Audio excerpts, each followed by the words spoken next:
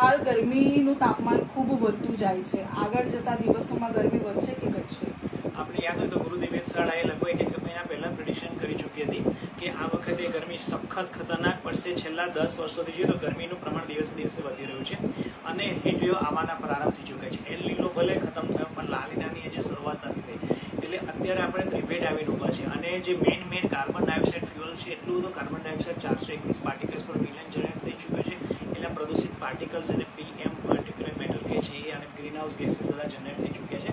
Heat trap કરે છે અને એને કારણે ગરમીનું પ્રમાણ વધશે. અત્યારે જ આપણે છેલ્લા 2 દિવસમાં જે હીટ વેવ 3 દિવસમાં આપણે જોયો એવા હીટ વેવ ગુરુદેવ વેધશાળાની ધારણા છે કે ભારતની અંદર આગામી 3 મહિનાની 3 થી 5 હીટ વેવ આવવાની પૂરેપૂરી સંભાવના અત્યારે લાગી રહી છે.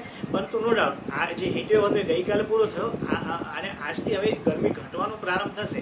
એટલે જે 42 ડિગ્રી પહોંચતી હતી બપોરે 38 39 પહોંચશે. 3-4 ડિગ્રીની રાહત વડોદરાવાસીઓને મળી રહેશે.